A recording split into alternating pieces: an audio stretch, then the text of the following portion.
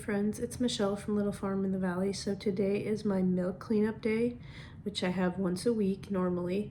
So today I'm going to show you what in the world we do with 5 to 10 gallons of milk every week here on the farm. Alright, here is my milk for this week, and I'm going to get started with opening the buckets and cleaning all of this up.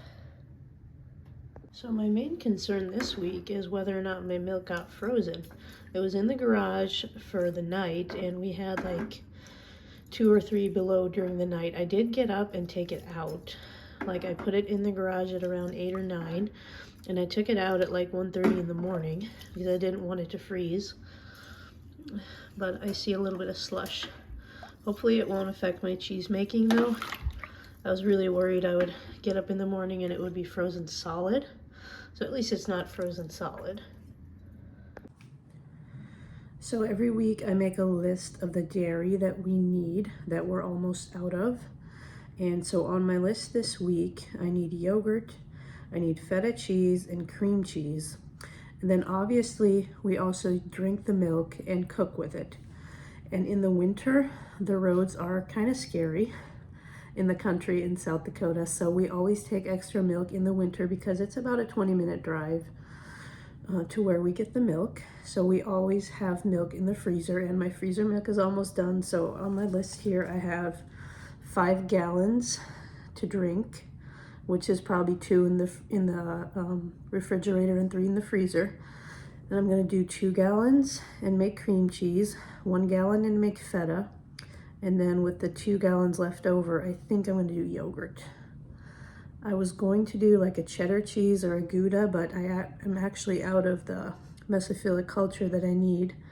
So I just pivoted and decided that I'll make yogurt. So that's going to be a busy day ahead, so I better get going on cleaning up this milk. I think at this point the worst of winter might be behind us, but you just never know.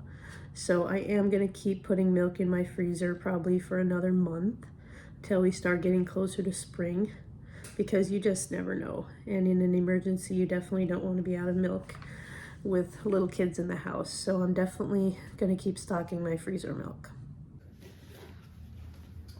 So the easiest way I've found to do this milk thing is to take a gallon jug. Start emptying the buckets a gallon at a time into here.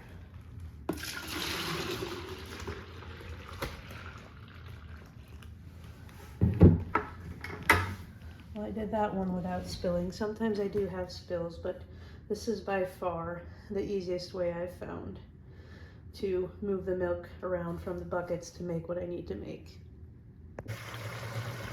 So for our milk that goes in the freezer, we use these old vinegar jugs, and I wash them out every week with soap. This one was smelling a little weird, so I'm going to wash it out a couple times.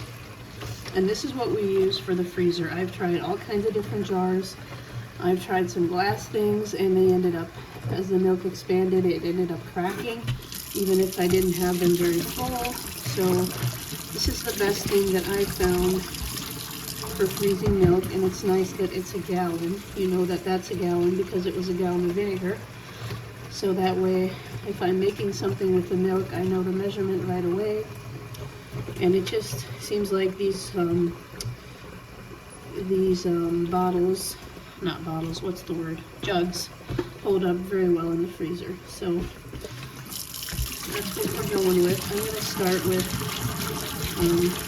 filling these for the refrigerator and the freezer. So I think I said I'm going to do 5 gallons, 3 for the freezer and 2 for the refrigerator. Let's see if this one smells better by now.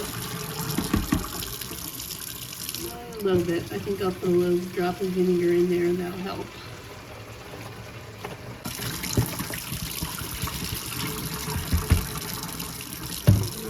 It smells normal now.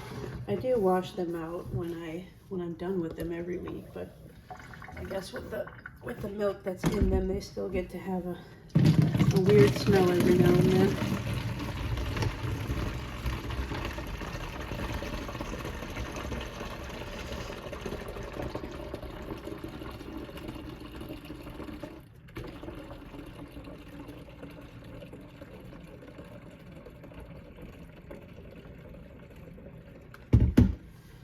depending on how full this gets.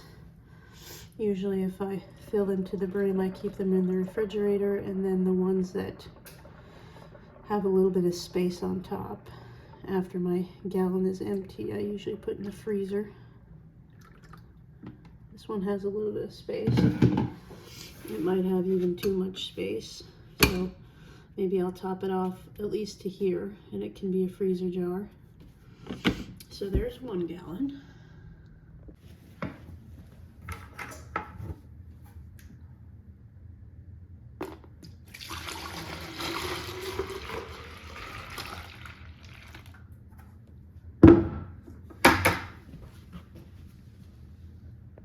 We still do buy certain dairy products.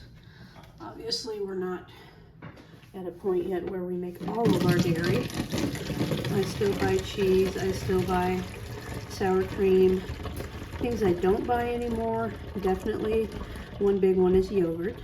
It's been so long since I bought yogurt from the store. And I actually use my yogurt as sour cream pretty much in most recipes. You can substitute, if you don't have sour cream, you can use yogurt. So I actually make a lot of yogurt because I do that. I use it as sour cream also. And then, what's another thing I don't buy anymore? I don't really buy a lot of mozzarella cheese anymore because that's a fairly easy one to make. And obviously milk. I never buy milk anymore. One thing we do still buy is cream. This milk is from Holstein cows, so it's not super creamy. You could take the cream off the top, but I happen to have some store-bought cream in the fridge, so I feel like I don't need to take it off right now. But yeah, there's quite a bit of dairy now that we make ourselves from this milk. I'll still buy cream cheese, like for certain things like cheesecakes, but I've also gotten to where I use homemade cream cheese in a lot of my recipes.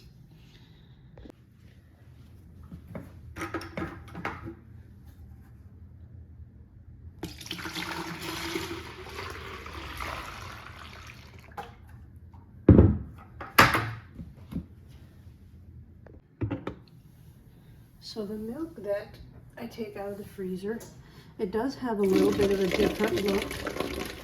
It will separate itself and the cream will rise to the top. So when you take it out of the freezer and it's thawed, you have to shake it up quite a bit. It has a little bit of almost a separated look, but when you shake it up, it's just fine. I don't think I would attempt to make cheese or anything with milk that I pull out of the freezer. I have actually never tried, but I figure the milk will have changed a little bit as far as being able to form a curd. I don't know if it would still be able to do that after being frozen, so I've actually never tried. Usually when you're making cheese, you want to do it with the milk being as fresh as possible. So my milk came from last night, so it's only, it's maybe been 12 hours, probably since it was milked from the cow. So that's about as fresh as I usually get my milk. So I try to make cheese the next day if I can.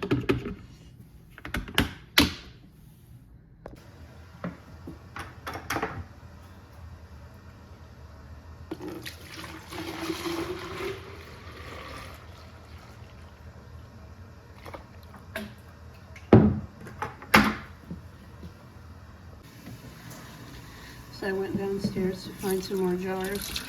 I'm going to use this soapy water to wash out my jars for yogurt. This is a mayonnaise jug. I like that for the freezer, but I don't like it so much for the refrigerator. Usually I pour the milk in a different container. It's not terrible, but the vinegar ones are better for pouring.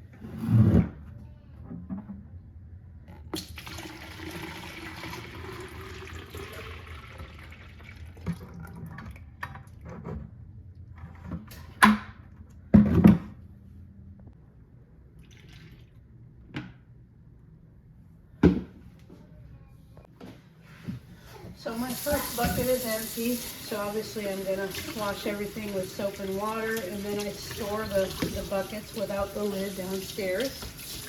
And then the next time we go get milk, I just take a rag and wipe them out. So I'm gonna stop and make a bottle here, and this is a jug of milk from the freezer.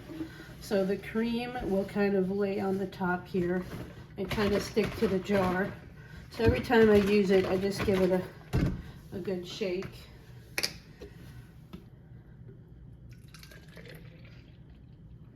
But it's still just normal milk. You just have to shake it up.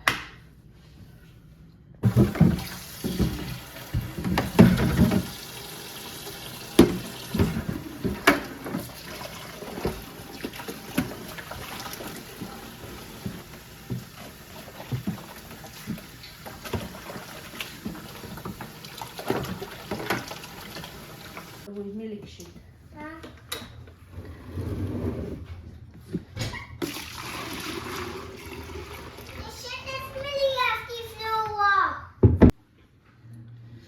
So this is going to be our gallon for feta cheese.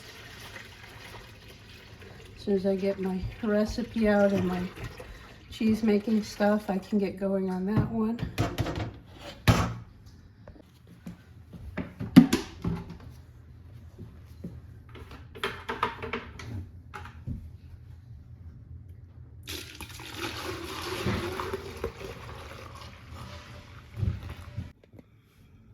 So I've got my milk heating for my feta cheese. I'm dissolving a little bit of calcium chloride here.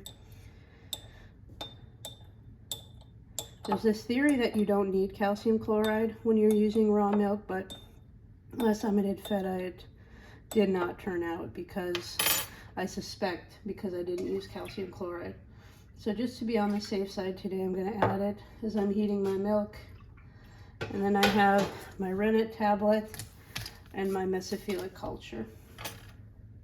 This is going to take the longest, I think.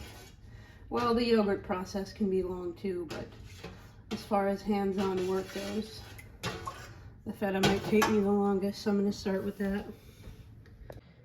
So here's our milk for cooking and baking and drinking this week, and this is the one that I pulled out of the freezer a couple days ago. So there's our milk for this week.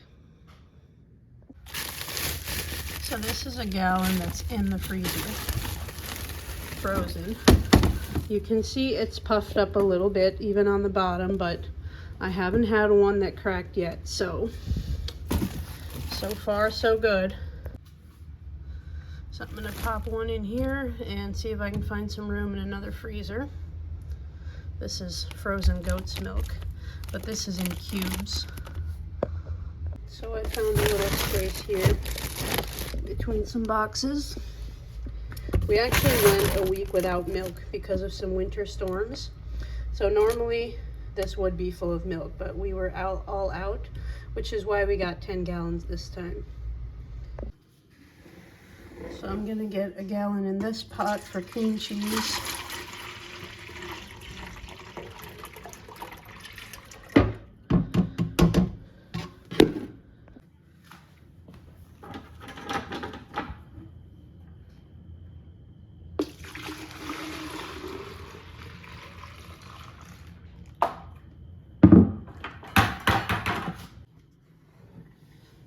Get some yogurt jars filled with this gallon.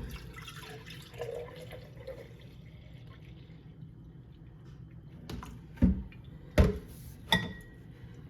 think I'm going to have to wait until I have my feta cheese out of the pot before I make yogurt. Just don't have room on the stove for all these different projects. The cream cheese doesn't take very long, so maybe I'll get the cream cheese out of the way and then do the yogurt, but for now it can be here in the jars.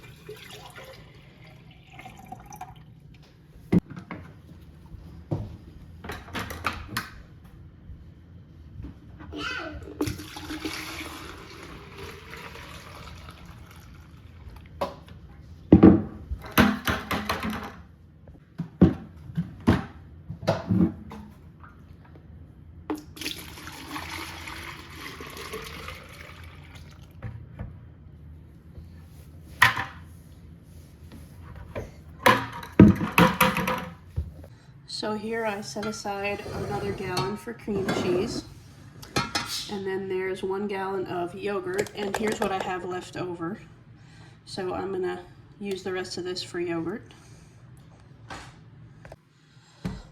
So if I get these 4 quarts filled, I'll have my 2 gallons for yogurt.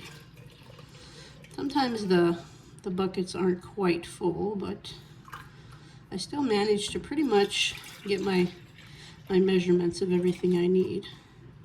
I don't fill these to the brim anyway because we add yogurt as a starter. So I will get my 2 gallons of yogurt after all. So my timer's gone off for my feta cheese here. So I'm taking a packet of mesophilic culture and I'm gonna sprinkle that over the top. And then we're gonna let it sit for a minute to rehydrate. So let the culture rehydrate, then we're gonna stir that in.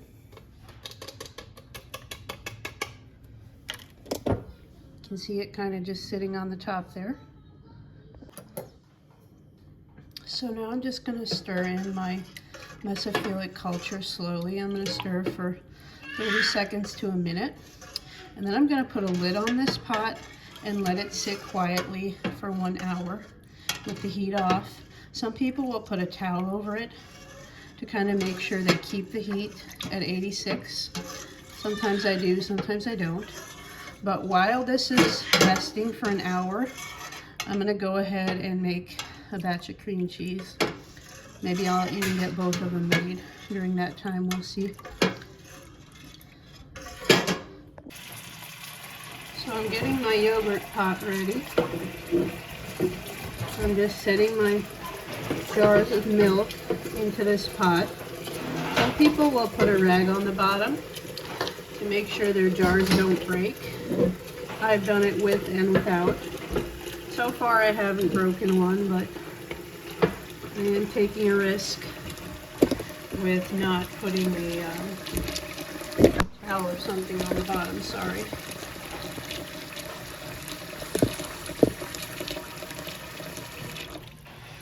So I want the water to come up to about shoulder height of these jars. I think I already have too much water. So we'll take some out. So the idea with the yogurt is to bring the milk to 180 degrees. So I'm kind of doing like a water bath situation here with this pot. It slowly heats the milk to 180 degrees, and then we take it out of the pot and we're going to cool it to 110 degrees. And once it's 110, we can add our starter culture. So I'm gonna add a little bit more water, but the way these jars are kind of tight in here, I doubt they'll rattle very much, so I don't think I will need a towel today. So I'm gonna get this going. So my least favorite thing about yogurt making used to be the icky pot of the milk that you had to scrub. Doing it this way, there's no milk mess to clean up, which is great. So I'm heating milk here for the cream cheese. I need to bring this to a boil. So now that my milk is starting to boil, for the cream cheese, I'm going to turn the heat to low, and I'm going to start adding vinegar. And I'm going to stir until the milk starts to separate itself, until it starts to curdle. You can see it's already happening.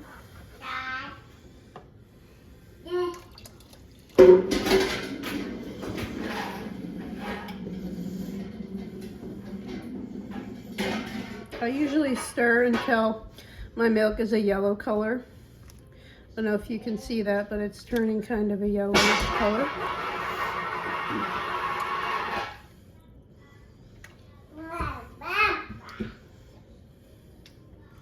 Looks like we're getting a nice curd here.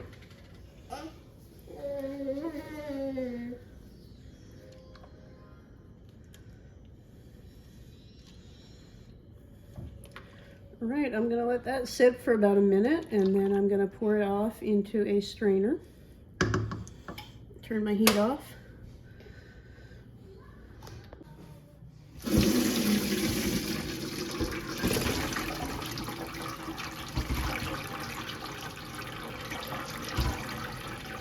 We always save the whey for the pigs.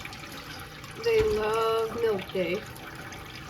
So we're going to be putting away all of the whey for them.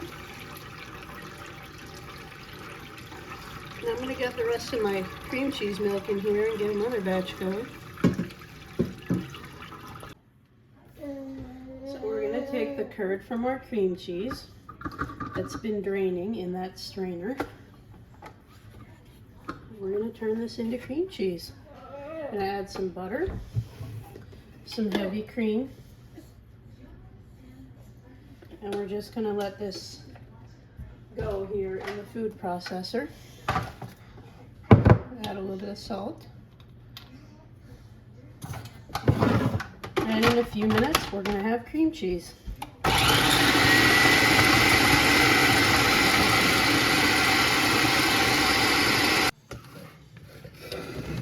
So this is the cream cheese from 1 gallon of milk. I think it's a little bit more than those 8-ounce boxes. I would say maybe it's 12 ounces, but it can give or take. Sometimes there's more curd and sometimes there's less. I keep this in the freezer. I do put some in the refrigerator, but it doesn't keep for longer than about a week. So I'll put like 1 container in the refrigerator and then keep the rest of it in the freezer. This is so good. You won't want to go back to store-bought cream cheese after you've tried this. But like I said, I do still buy cream cheese for things like cheesecakes and things that are a little bit hard to get them to turn out. I haven't really dared to use it in things like that.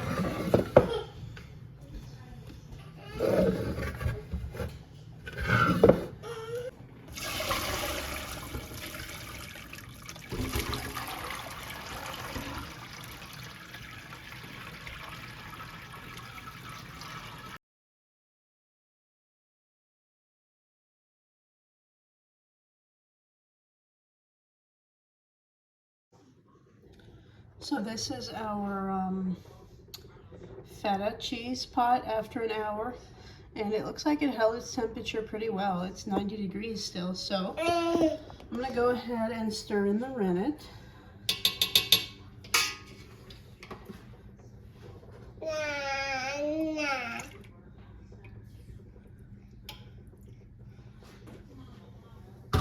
So after the rennet is stirred in, we're actually gonna cover it and let it sit for another hour.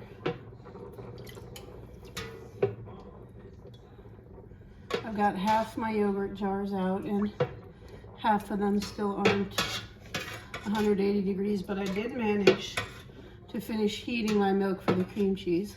I still have to put the last cream cheese through the food processor. Right, so this can be covered again for an hour.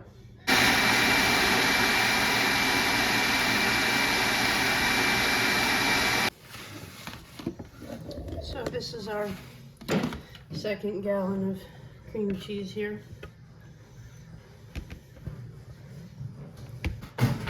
This isn't as thick. I think my curd was a little bit hotter when I put it in the food processor. The first one had cooled off a little bit. This will thicken once it's cooled down too.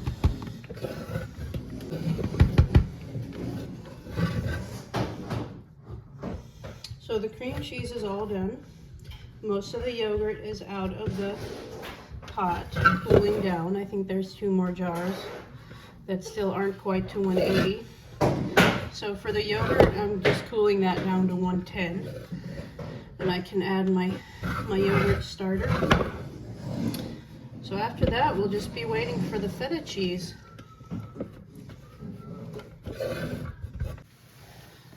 So here's our cream cheese that we got from 2 gallons of milk.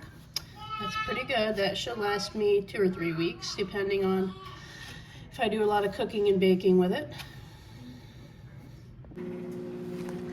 Alright, so here's my cheese after the hour. You can see the whey is on top, kind of even on top of the curd, so it did coagulate pretty nicely. I don't very often use one of those tablets. I usually use like a liquid rennet.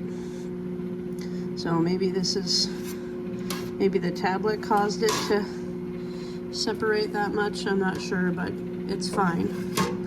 It looks really nice. So we're gonna cut it into about 1/4-inch pieces, and we're gonna make kind of a checkerboard pattern.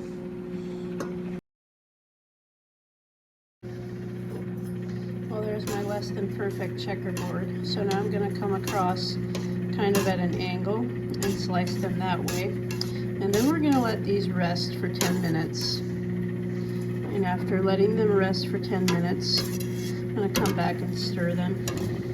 So at this point, my yogurt is cooling, so I'm kind of just still working on the feta and the yogurt projects, but it's a lot of hands-off time.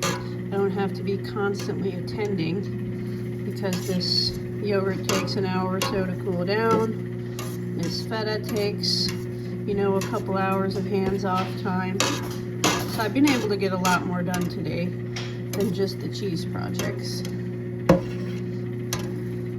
I have to let this rest for 10 minutes. So the curds have dropped down into the whey a little bit.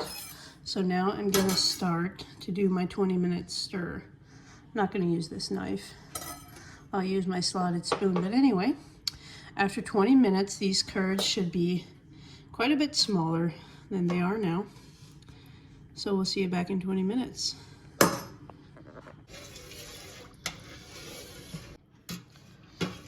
So here's what my curds look like after 20 minutes. They're quite significantly smaller. So now I'm going to dump them into a cheesecloth and start to drain this whey off. So I have this cheesecloth type bag over a strainer because I want to catch that whey for the pigs.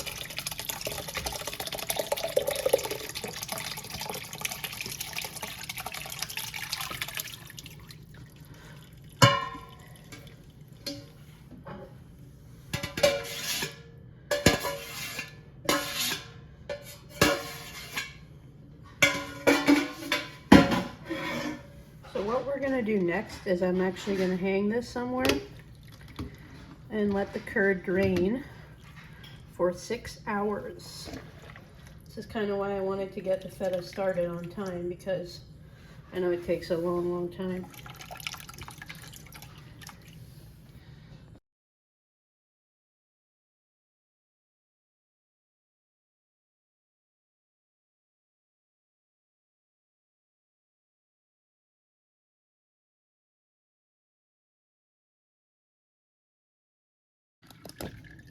So I'm gonna put the pot of whey under it. I just have it hanging on a kitchen cabinet here. So right now it is 1:01 p.m. So I guess at 6 I will come back to this feta and finish it off. No, that would actually be 7 o'clock. I'm gonna come back and finish this cheese. Okay, I'm gonna check my yogurt. Hopefully it hasn't cooled down to 110 while I've been busy with the cheese. It's been here for quite a while. So we'll see. So this one that I'm checking right now is 108. So I need to get going. It is already below 110, so I definitely need to get going, getting my starter in here. So I don't think it matters too much if I'm off by cold? Yep, if I'm off by just a few degrees. But I'm gonna grab my yogurt starter and get that stirred in here. We'll see what this one is. This one still feels kind of warm.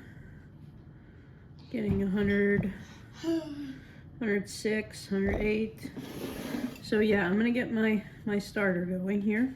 Mom, this is warm. So I have the jar of yogurt that was in the refrigerator. I'm gonna take a couple tablespoons, usually I do 2, and stir it into each jar. I don't know that I'll even have enough here. Mom, is this big hole? I might have to go downstairs and get more yogurt. Yeah. I think Stetson wants to go downstairs and get more yogurt. So after I get this starter stirred in, I'm actually going to take this yogurt and put it into an ice chest, an ice cooler, an insulated one. And I'm going to take the water that we did the water bath in. I left that in my pot on low. I had to add a little bit more water because I kind of want it to come up to halfway or shoulder height. So I'm going to pour that water into the ice chest also. And then normally I leave the yogurt for 18 to 24 hours in that ice chest. So if you're wanting to make homemade yogurt but you don't have like yogurt that you can use as a starter, you can just go to the store and buy like a Greek yogurt is a good one, but you want to make sure it's unflavored, and you want to make sure you look on the back, and if it says it has live bacteria in it, I think I'm saying that right, live strains of bacteria, that's the yogurt that you want. So there's my yogurt piled into my ice chest, and I have my warm water. I had it on low, so I'm gonna pour water in here just up to about the shoulder again of the jars.